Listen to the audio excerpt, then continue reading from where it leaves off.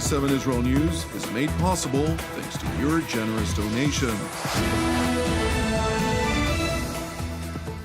Shalom and good evening. This is TV7 Israel News broadcast to you from Jerusalem. And in today's top stories, tensions along Israel's southern front with the Hamas-controlled Gaza Strip are gradually rising.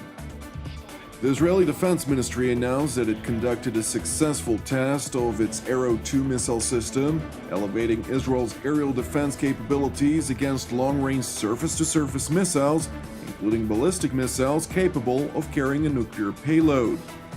Jerusalem has donated state-of-the-art artificial intelligence-based technologies and high-end equipment to the All India Institute of Medical Science, commonly referred to as AIMS, for the purpose of combating the relentless spread of the corona contagion throughout the 1.35 billion-strong nation. Tensions along Israel's southern front with the Hamas-controlled Gaza Strip are gradually rising. Palestinian Islamists have evidently increased the launch of incendiary and explosive devices attached to clusters of balloons, causing extensive damage to wild forests and agricultural fields. According to Israeli police commanding officer of the Southern Precinct Bomb Disposal Unit, Chief Superintendent Erez Tamsot, there were also quite a few instances in which improvised explosive devices, which are attached to balloons, exploded near residential communities. בתקופה האחרונה אנו עדים להתחדשות של הפרחת בלוני הנפץ ובלוני התבערה. בימים האחרונים טיפלנו בלא מעט אירועים בהם הופרחו בלונים עם מטעני חבלה. בנוסף לכך היו לא מעט מקרים בהם המטען כבר התפוצץ בקרבת אזורי מגורים. Thankfully, thus far, there were no reports of any injuries. In response to the continued indiscriminate launch of incendiary and explosive devices toward Israeli territory, IDF fighter jets and tanks once again struck a number of Hamas military targets in the Gaza Strip. The IDF spokesperson's unit announced in a written statement, quote, "The targets of the strike included a military compound used by the Hamas naval force, underground infrastructure, and observation posts belonging to the Hamas terror organization." The IDF added that it views any terror activity against Israel with great severity and will continue operating as necessary against attempts to harm Israeli civilians, while further stressing that the Hamas terror organization is responsible for all events transpiring in the Gaza Strip and emanating from it, and will bear the consequences for terror activity against Israeli civilians. In tandem, Israeli alternate Premier and Defense Minister Benny Gantz has ordered the reduction of the fishing zone of the Gaza Strip from 15 nautical miles to 8 immediately and until further notice. Furthermore, the Israeli top defense official also ordered to halt the import of fuel from Israel into the Hamas-controlled territory. In a statement released by the IDF coordinator of government activities in the territories, it explained that the decision was taken following repeated acts of terrorism from the Gaza Strip against Israeli citizens during recent days, which is a violation of Israeli sovereignty.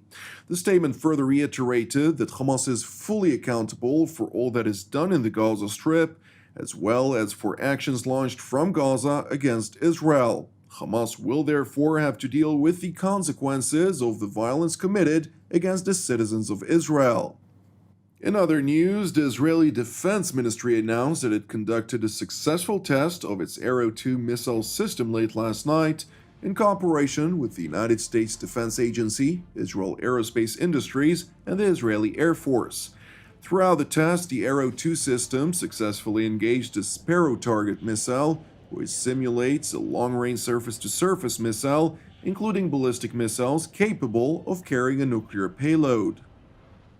I'm very glad to announce that this evening we succeeded in an Arrow 2 flight test here in Israel. This flight test is coming after 20 years when we deployed the Arrow weapon system and delivered it to the Israeli Air Force. The target missile was launched toward the state of Israel from the Mediterranean Sea. The system radar, the Green Pine, acquired the target and tracked on it till the moment that interceptor was launched toward the target and intercepted on the right moment as expected. The head of Israel's Missile Defense Organization also noted that this successful interception test joins a series of additional achievements, including the test campaign of the highly advanced Arrow 3 missile system, which was conducted last year in the American state of Alaska. Since we delivered the Arrow 2 weapon system in 2000, we upgraded the system at least 4 or 5 significant upgrades. Together with the Arrow 3 weapon system that just last year succeeded in 3 consecutive flight tests in Alaska, we can ensure the security of the State of Israel.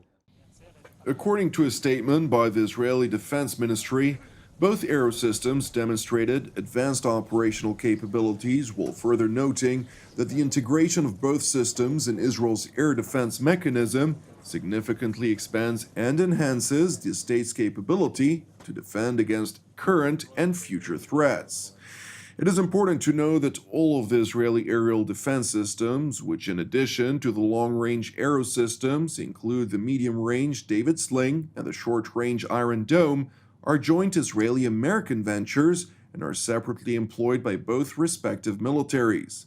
Therefore, Israeli Prime Minister Benjamin Netanyahu released a statement in which he expressed, quote, deep appreciation to our U.S. ally for jointly advancing our security, while further highlighting, quote, our enemies and those who seek our ill should know the State of Israel is prepared for any threat. Turning now to the Indian capital, New Delhi, where Israel has donated state-of-the-art artificial intelligence-based technologies and high-end equipment to the All India Institute of Medical Science, commonly referred to as AIIMS, for the purpose of combating the relentless spread of the corona contagion throughout the 1.35 billion-strong nation.